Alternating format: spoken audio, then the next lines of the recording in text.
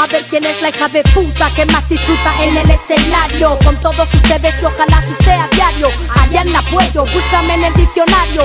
La reina nativa de todos los barrios. Yo traje el rap que representa las calles. Cuando esta mierda suene, políticos se callen. No quiero oír ni un comentario irracional, porque no son negocios, es algo personal. Así que traje rima, no traje pistola. Ando acompañada, mi gente no me deja sola. Esto está que arde y yo vengo prendía. Contra marea, la humanidad es mía, porque me gusta disfrutar de la vida. Vente conmigo si quieren movida. Mi batallón se acerca en forma de estampida, armando jaleo por toda la avenida. Rap pa' mí, rap pa' ti, rap pa' mí, rap pa' ti, rap pa' mí, rap pa' ti, rap pa' mí, rap pa' ti, rap pa' mí, rap pa' mí, rap pa' ti, rap pa' mí, rap pa' ti, rap pa' mí, rap pa' ti, rap pa' mí, rap pa' ti, rap pa' mí. Esta cultura de la calle, allá en la fuego, palabras duras. Esta cultura de la calle, allá en la fuego, palabras duras. Esta cultura de la calle, allá en la fuego. Esta cultura de la calle, allá en la fuego, palabras duras. Rap fenómeno, ya sabes a lo grande. Mis rimas te pican en enjambre. Así que vamos cabrón, mueve el melón. Esto es rap en español, disfrútalo, porque soy yo la que está liando.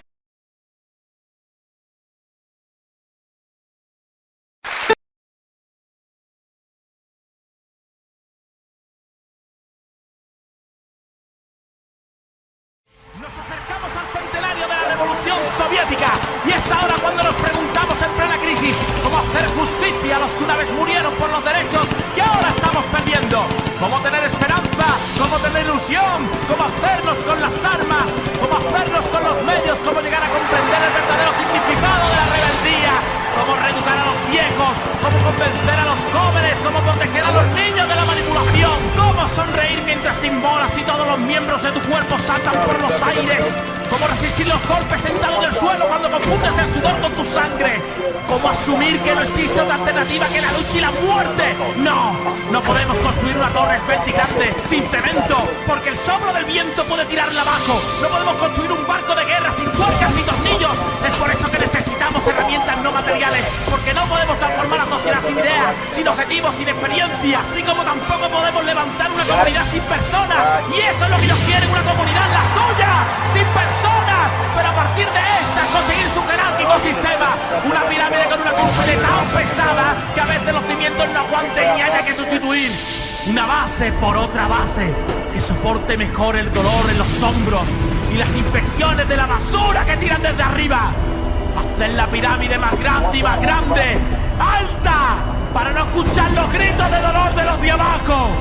Pero esos gritos son cada vez más fuertes y los decibelios aumentarán hasta destrozar su mundo tal y como lo conocen. ¿Es posible? Es muy posible que lo veamos pronto. Un opresor llorando, pidiendo perdón por el crimen de su existencia, arrodillado y gritando clemencia a niños escuálidos que le apuntan con las mismas armas que una vez estos le vendieron para que se autoexterminaran. No estamos hablando del juicio final, pero sí de justicia social. Eso es lo que ellos llaman el infierno y nosotros llamamos el cielo. Hay una palabra que nos llevará al cielo, pero hay que empezar a pronunciarla muchas veces, pero no para lucirla, sino para interiorizarla y aplicarla. ¡Revolución! Cuando las cosas vayan mal os dirán que es una utopía, cuando las cosas vayan peor os dirán que es una posibilidad, pero cuando las cosas sean catastróficas se acabarán reconociendo como la única opción. Pero tenemos que empezar a pronunciarla ya. ¡Revolución! ¡Revolución! ¡Revolución!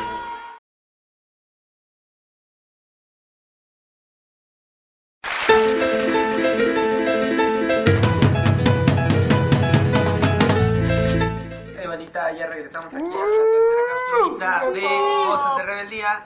¡Cabeza de huevo! Qué chido que todavía continúan con nosotros, banda. Y pues, un saludo ahí a Lumen que nos está escuchando y a la Loquero que nos compartió hace ratito a Dinorita, a Ceci y a Pau que igual nos da un like por acá. Es lo que yo tengo. Voy a hacer un comercial, banda. Ya voy a aventar mi rola de reggaetón ahí para que la topen en YouTube. dentro de 8 días, búsquenla ya sea en el Facebook de cualquiera de nosotros, o o dentro de 8 días colgamos otra vez el link para que la topen y ahí la comparten. Está chidita, ya al ratito ya queda, ya la subo. ahí denle el reggaetón. Ya saben que si necesitan reggaetón, dale.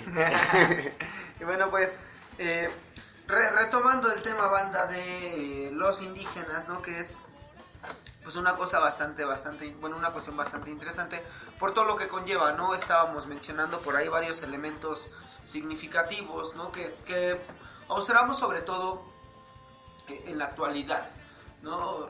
O sea, estamos viendo la parte de los despojos, estamos viendo esta parte de que son un sector que no está del todo incorporado, ¿no? A la sociedad mexicana, a pesar de que se presume que sí es un pueblo, más bien es un grupo de la sociedad que está incluido, que tiene espacios, ¿no? Derechos además, ¿no? O sea, vamos, se habla de todo este tipo de circunstancias que teóricamente, ¿no? Harían ver que México es un país igualitario, ¿no? Igualitario en el sentido de que, pues bueno, los individuos, independientemente de su condición social, color, raza...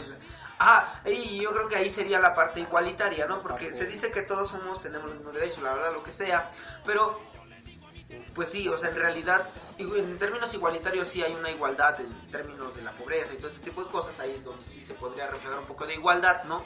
La miseria social no es tan diferente en el norte y en el sur, es algo bastante notorio, pero para el caso de estos pueblos que han sido históricamente marginados, pues bueno, vamos, ahí es donde se marca mucho esta desigualdad en realidad, que es algo que contradice todo este discurso mediático, ¿no? Y oficialista que dice que los pueblos indígenas son parte de México y ven, conócelos, un speech comercial por ahí turístico que hablaba de todas las zonas del norte, que ya mencionábamos un poquito la cápsula anterior, que bueno, se dice hay espacios, se dice hay lugares para estos pueblos, no se les incluye totalmente. Yo creo que de inicio el problema radica en la estructura social donde se desenvuelven, porque yo creo que patriarcado. En parte yo creo que también, Luis, fíjate que es una de las cosas importantes. Yo creo que algo que me parecería interesante señalar es que, bueno, mencionamos esta parte del despojo y que creo que es muy interesante ponerle atención, muy importante ponerle atención, porque finalmente es gente a la cual le están destruyendo su estilo de vida, ¿no? De raíz, vamos, porque le están arrebatando su tierra. Yo creo que es una cuestión de la cual sí deberíamos estar pendientes como sociedad, ¿no? Precisamente porque, vamos, a nosotros nunca nos ha tocado que lleguen y nos despojen de nuestra tierra y de nuestra casa, ¿no? Y a lo mejor por eso igual tampoco logramos entenderlo, porque jamás nos ha tocado, pero creo que estos pueblos por lo menos sí tienen este sentido de hermandad entre ellos, porque se organizan, resisten. Desafortunadamente no siempre han tenido el respaldo, ¿no? O sea, el caso, por ejemplo, de Atenco, cuando se les quiso despojar de su tierra para la construcción del aeropuerto, por ahí en la administración de Peña Nieto, que era gobernador del estado, y Fox, que era presidente de la república, donde se opusieron a la construcción del aeropuerto, aplastan el movimiento de Atenco y entonces encarcelan al dirigente, ¿no? Que es Ignacio del Valle, le echan 120 años de cárcel porque el señor andaba de desmadroso defendiendo la tierra de los indígenas, y a todos los pinches policías que fueron y violaron mujeres y madrearon hombres ahí con lujo de violencia en Atenco, esos güeyes se dijo, no, es que ellos hicieron su chamba. O sea, ellos hicieron su trabajo y su trabajo consiste en violar mujeres, madrear hombres, porque eso es a lo que se dedican, ¿no? Ese es su trabajo. Hacen esto, se violan derechos humanos, se quejan los pobladores a la Suprema Corte y van a decir, no, es que no se violaron derechos humanos, ¿no? Casi decían, es que se violaron solo mujeres, pero no se violaron derechos humanos. Y es una cuestión ahí bastante fuerte porque son problemáticas que se dan de manera cotidiana, que no se dice o no se mencionan tanto, y desafortunadamente, ¿no? Que como pueblo no estamos informados, pues bueno, sentimos como este desapego. Pues ahora llega el presidente del estado al presidente de la república, ¿no? O sea, aquel que dio la autorización para este ataque, y fue algo de lo que le recriminó el movimiento 132 en su momento cuando lo sacaron del Ibero, ¿no? Fue uno de los títulos de las pancartas que decía qué pasó con Atenco, con las mujeres de Atenco, y él se hizo oído cerdo. Le echó la culpa a Fox. Dijo, yo no fui, fue Fox, ¿no? Fox. Le echó la culpa al pendejo que no está, pues sí. No estaba ese güey, le echó la culpa a Fox, es lo más fácil, ¿no? Y bueno, decíamos, esta cuestión del despojo es importantísima. Yo creo que en la medida en que nosotros logremos entender cuál es el tipo de implicaciones que conllevan los proyectos de infraestructura, al menos que se están implementando en México, no lograremos entender también la dimensión social, porque desafortunadamente, y es algo que se menciona de manera muy cotidiana, cuando se habla por ejemplo de la construcción de obras de infraestructura, llámese el aeropuerto, llámese la carretera por la Toluca-Naucalpan, que es la que están implementando para la construcción, más bien que es la que están llevando a cabo y es bajo la cual se están dando los despojos de Xochicuautla, cuando están hablando de las actividades mineras en la zona de Guerrero, por ejemplo, cuando están hablando de todo este tipo de cuestiones que implican inversiones y generación de riqueza, se maneja siempre desde la perspectiva linda. O sea, de que es que en México va a haber inversión, en México va a haber progreso, va a haber crecimiento, pero jamás se menciona mediáticamente la parte social. O sea, jamás se menciona esta parte social de qué está pasando con los pueblos indígenas, precisamente que están involucrados en estas tierras que van a ser,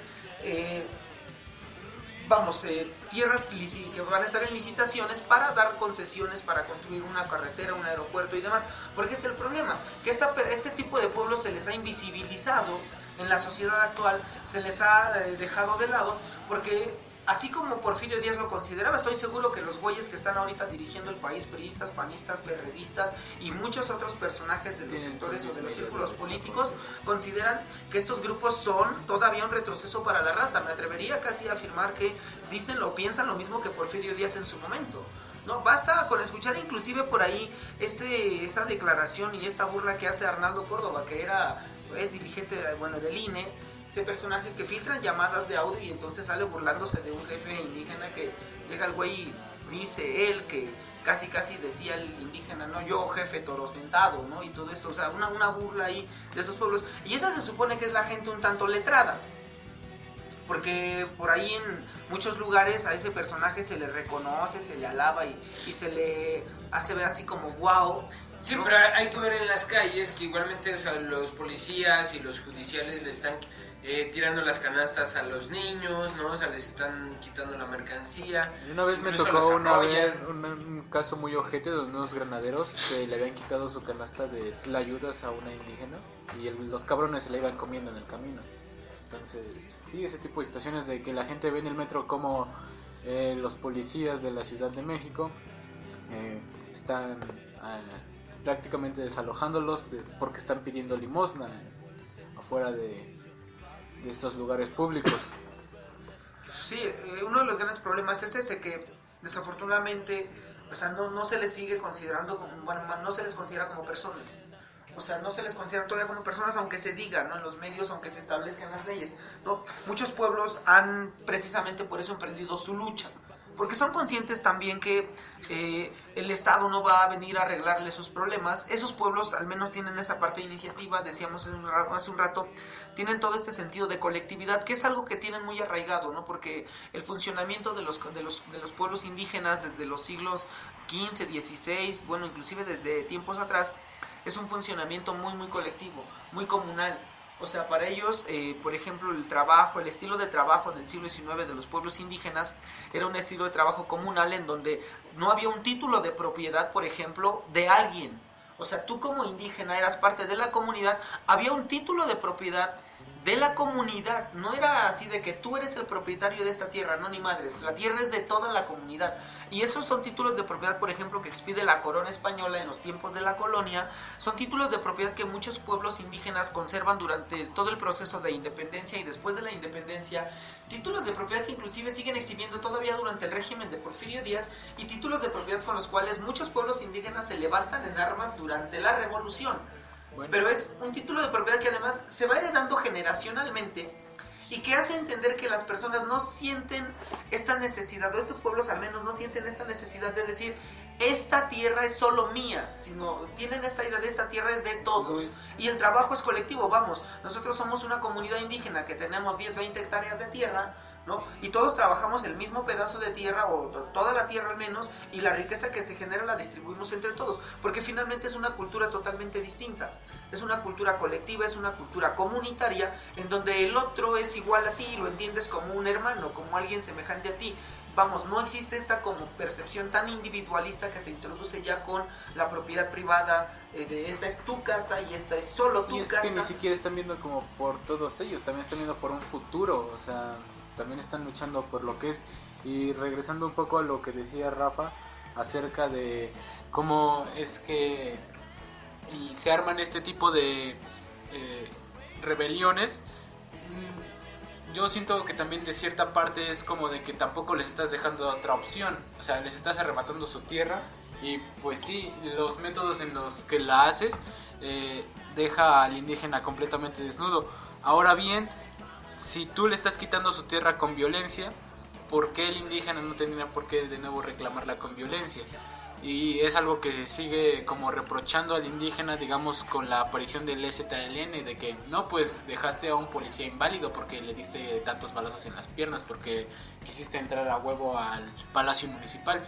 Pero se está dejando de lado esta concepción de que el indígena nuevamente no es un humano, o sea, de que piensas que no siente o no sé qué chingados pasa por tu mente, que lo excluyes completamente de pues valorarlo como una vida más. Sí, si le priva, o sea, finalmente si tú como gobierno, porque finalmente desde ahí se da, o sea, decíamos al principio del programa, no está regulado legalmente el despojo de tierras, que es algo bastante fuerte que se daba ya en los siglos pasados, ¿no? O sea, durante el Porfiriato era válido, por ejemplo, llegar y despojarle las tierras a los indígenas. Si es que tú, por ejemplo, tú inversionista que querías meter tu capital en México, llegabas y podías adquirir una tercera parte de la tierra que quisieses comprar de manera gratuita, las 2/3 restantes, un precio muy barato, 60 centavos el metro cuadrado en ese momento, ¿no? La ley establecía que tú podías ocupar como inversionista tierras baldías, estamos hablando de los años de 1890, ¿no? Podías ocupar tierras baldías. Si no estaban baldías esas tierras, había que hacerlas baldías, es decir, había que deshabitarlas. Entonces había que llegar y despojar a los pueblos que habitaban esas tierras, de esas tierras propiamente, expulsarlos de ahí, sacarlos, cercar la tierra, y entonces darle la concesión a la industria. Es lo que se hace hoy día, pero con ideas modernas de hay que hacer que México progrese, hay que hacer que México prospere. Eso es lo que se da en Guerrero, eso es lo que se da en San Luis Potosí, eso es lo que se dio en Cancún, no es lo que está dándose en varias regiones del país, y que acrecentan este despojo sistemático, pero sobre todo hacen ver que este sistema se vuelve cada vez más violento, ¿no? Por ahí había un documental bastante interesante, bandas, si pueden chequenlo, se llama La Cuarta Guerra Mundial, en donde se plantea esta idea un tanto, pues si no metafórica, pero sí muy alusiva a la idea de que la Cuarta Guerra Mundial es la lucha de los pueblos indígenas contra el modelo, o de las sociedades contra el modelo económico. Porque finalmente, si nosotros nos ponemos a observar por qué se les arrebata las tierras a los indígenas que tienen tierras que son ricas en recursos minerales, por qué se les quitan las tierras a los indígenas que tienen o que ocupan regiones selváticas de Chiapas, pues encontramos que este despojo de tierras obedece a una cuestión netamente económica, a concesiones para empresarios que explotan recursos mineros, a concesiones para empresarios que se encarguen de establecer fábricas para, no sé, la explotación de recursos acuíferos, por ejemplo, ¿no? Todo este tipo de despojo de recursos que básicamente lo que hace es exterminar pueblos, pues bueno, es algo que de inicio denota una política económica violenta, ¿no? Que es el modelo neoliberal en México, ¿no? Que se viene dando desde los años 80 y que desafortunadamente ha ido exterminando pueblos de manera sistemática, los han ido arrinconando hacia territorios que hoy día son áridos, y hoy día se dan cuenta que son territorios áridos pero ricos en minerales, y entonces ahora hay que ir a sacarlos de ahí, de esas tierras áridas, porque ya los quitamos de los valles, ya los quitamos de los ríos, ahora hay que ir a sacarlos de esas tierras áridas a donde ya los habíamos aventado anteriormente, y entonces que se vayan al mar, porque es eso lo que está ocurriendo. O sea, lo que está ocurriendo al menos en la zona del sur y en la zona de Guerrero sobre todo es eso. Están despojando de sus tierras a estos pueblos a los cuales ya se les había empujado de por sí a tierras áridas o tierras un tanto más secas, ¿no? Porque son zonas ricas en minerales. La cuestión aquí, la pregunta es, ¿qué tanto resistirán estos pueblos como antes de iniciar otro desmadre bastante fuerte? Porque hay que recordar que esa es la gente que sí sale a las calles a echar madrazos. O sea, esa gente es la que sí sale a las calles a echar madrazos, es la gente es la que sí se mata. Sí, no se anda con mamadas, ¿no? O sea, de esos güeyes se agarran el machete. Pues, no sé cuántos de ustedes recuerden la marcha esta que hacían los indígenas en el Zócalo, ¿no? Que igual, o sea, los estaban despojando, no me acuerdo, ya debe de tener unos 10 años por lo menos. Que iban con su machete, iban en pelotas, a lo que iba, en pelotas, ajá, sí, con su machete, de Veracruz. Y pues, qué pedo, ¿no? O sea, así, desde Veracruz vengo aquí en pelotas a partirte tu madre con mi machete, qué pedo, ¿no? O sea, esos güeyes no se van a andar con mamadas, porque pues al final ya ellos, digamos, son los que... Llegaron a un nivel de hartazgo en el... Sí, ya tienen un nivel de hartazgo y de carencias de vida y de elementos como alimento, higiene, salud, servicios públicos. O sea, están en el filo de lo que es la sociedad. De no tener algo que perder, ¿no? Realmente ya. Es que en realidad eso en cierta medida lo que motiva a ese tipo de pueblos a realmente tomar el machete y decir, güey, sí vamos a echar madrazos. Porque son pueblos que ya no tienen en realidad nada que perder. Si les quitan su tierra, en realidad les quitan todo. Sí. O sea, porque estos pueblos finalmente de esto viven, ¿no? O sea, su vida la hacen ahí, su vida la desarrollan ahí, entonces les quitas eso, básicamente ya no tiene nada. Entonces, por eso son gente que está dispuesta a morirse por su tierra. O sea, porque son gente que todo el tiempo han vivido de la tierra, ¿no? O sea, hay un apego muy fuerte, decíamos hace un rato, ¿no? Tienen una cosmovisión muy distinta, es algo que desafortunadamente nosotros perdemos. Yo creo que es una de las cosas más ricas de los pueblos indígenas. Este apego a la tierra, ¿no? Esta parte cultural de todas estas comunidades que finalmente todavía nos legan, ¿no? Nos dan un pedazo de pasado. O sea, porque quizá ya no son pueblos que tengan una cultura totalmente pura, porque todo el proceso de la mezcolanza cultural que se da históricamente, bueno, sí, también modifica los comportamientos o ciertos hábitos culturales, ¿no? Sin embargo, pese a toda la cuestión histórica, son pueblos que todavía rescatan, ¿no? Todo lo que viene atrás. O sea, vamos, nos hablan de una historia que ya no nos tocó vivir del todo, y que sin embargo sigue resistiéndose a este embate o a este exterminio del modelo económico, ¿no? Que desafortunadamente se acrecenta porque son como dos bloques que golpean fuertemente a estos pueblos, ¿no? Por un lado el sector empresarial, que es el sector que aboga por las concesiones. Por otro, el sector gubernamental, que es la institución que crea todas las condiciones legales para que un empresario llegue y despoje de su tierra a estos pueblos, o llegue y los excluya, o llegue y los extermine, ¿no? Entonces, desafortunadamente son pueblos que se ven enfrentados a estos dos grandes monstruos, que es capital y Estado, ¿no? Y que desafortunadamente, bueno, en su lucha lo único que tienen es pues la unión entre pueblos, porque tienen este sentido de hermandad. Yo creo que son pueblos bastante interesantes en ese sentido, porque este sentido de colectividad no lo han olvidado. Afortunadamente, creo que es algo bastante bueno de estas comunidades. Ahora, la cuestión es que, bueno, sí son pueblos que están ahí, que se resisten. Desafortunadamente su lucha a veces no adquiere el eco que debería adquirir. Esto que mencionaba Luis, la banda que venía desnuda y se ponía a bailar ahí en Reforma, es banda que se desnudaba y exigía que se le solucionara el problema de la tierra, y al final, o sea, son luchas que pasan desapercibidas porque finalmente también se les invisibiliza socialmente. O sea, de este lado la gente ya era cotidiano el momento que pasaba a las personas y veía a los indígenas desnudos, a la gente que venía de fuera desnuda, ahí en Reforma en la calle protestando, y para las demás era así como normal. O sea, ya no causaba nada, ni siquiera sorpresa ni nada, porque ya estaban ahí, vamos, bastante tiempo, y era una lucha que venía a menos por este desapego que de nosotros como sociedad, quizá, que es como tan indiferente el asunto, ¿no? Sí, no hay una política, digamos, ni una norma social, sino al contrario, todas aquellas normas sociales dicen hazlo a un lado, no le des monedas, no le des de comer, mucho menos, no le des ropa. ¿Por qué? Pues porque es indígena, no sea que te vaya a contagiar algo. Todo el tiempo, incluso, bueno, los morrillos, ya lo decíamos al inicio, nos insultamos, pinche indio, ¿no? O pinche naco. Pues sí, pero ¿qué es eso, no? O sea, ¿a qué te está refiriendo? ¿Por qué lo está? O sea, ¿por qué tendría eso que ser un problema? ¿No? O sea, ¿no? Tú, pinche retrasado mental, ¿y qué? Y tampoco es que ser retrasado mental te excluya, ¿no? Mírate aquí. Entonces, pues tenemos un montón de elementos que nos hacen despreciar la cultura indígena, ¿no? Ahora, pues, no sé, habrá que hacer unos buenos cuestionamientos en torno a nuestro comportamiento, y a lo mejor cuestionarnos más que nada al momento en el que veamos a un indígena, ¿cuál sería la acción más que más lo pudiera ayudar, ¿no? O sea, o que más, digamos, podría beneficiarlo. Darle una moneda, buscar algo de comer, enseñarle un trabajo. Igualmente pues habrá quien te diga, no me interesa, yo tengo mi tierra y lo que quiero es dinero para ir a comprar mis semillas, ¿no? O ir a comprar lo que sea, ¿no? O ir a lo que sea, ¿no? No por eso tú lo tienes que obligar a trabajar, no, ahora te vienes a trabajar acá a mi oficina, ¿no? O acá a mi taller o lo que sea, sino que vamos, compa, ¿qué pedo?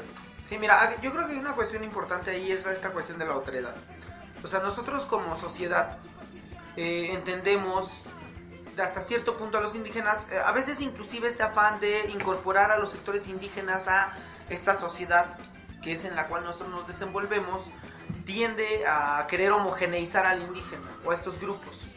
O sea, tú en el afán de querer, por ponerle algún adjetivo, civilizarlos, ¿no? No me gusta usar esta palabra así en ese sentido, pero más bien de querer incorporarlos a tu sociedad, ¿no? Buscas hasta cierto punto, digamos, darle lo mismo, pero orillando a que se despoje de lo mismo que tú tienes, pero orillando a que se despoje de lo que él es, de lo que él tiene, ¿no? O sea, una de las cuestiones es que, por ejemplo, es a veces difícil o complicado cómo hacer compatibles, ¿no? Estas cuestiones de tú indígena, para que te incorpores, vístete como yo, a veces, porque a veces tiende a ser esta idea, ¿no? Sí. Es que la modernización del indígena implica Si no estás en la mano, adecuarlo a nuestros comportamientos y nuestras pautas como sociedad, ¿no? A nuestros estilos, nuestras costumbres, nuestras tradiciones, porque eso es incluirlo según la perspectiva tradicional que se maneja hoy día. No es respetar cómo lo es él, como grupo diferente, sino incorporarlo a lo tuyo. Vestirlo como tú te vistes como sociedad, ¿no? Incorporarlo con tus costumbres, tus tradiciones. Vamos, hacer que se olvide de. O sea, en vez de como sociedad a veces, en vez de inclusive como aparato gubernamental que trata de incorporar estos grupos, de respetar lo que son como la diferencia, no decir, ok, esta es tu tradición, tu cultura, vamos a fomentar tu tradición, tu cultura, ¿no? Tratas de decir, no, vamos a homogeneizar y ahora que todos sean y todos se pongan ropa bershka, ¿no? Tú indígena, monta ahí tu... Qué bueno, ahorita está de modito también los trajes bordados y ese tipo de cosas. Y bueno, a tal grado llega este despojo que pues por ahí una francesa quería dar de alta el tipo de costura de Chiapas o de Oaxaca, no recuerdo bien. Ahí bueno, afortunadamente se pusieron las pilas y dijeron no, ni madres, ¿no? ¿Qué pedo? O sea, ¿cómo, no? Ya pasó con la Virgen de Guadalupe, ¿no? O sea, ya es China, ¿por qué habría de ser ahora esto también un francés, ¿no? Entonces, pues... Ahora aquí lo vamos a cortar, vamos a cambiar de capsulita para pues, poder continuar en nuestra última emisión. La última capsulita, bandita, porque, bueno, los indígenas también pareciera que tienen muchas cosas, hay algunas cosas interesantes que hay que destacar, sobre todo cuestiones que, como derechos humanos y todo esto, de lo cual nos gustaría hablar la capsulita que viene. Esto es Voces de Rebeldía, no se desconecten, continuamos porque la rebeldía es... Ahora, cabeza de huevo.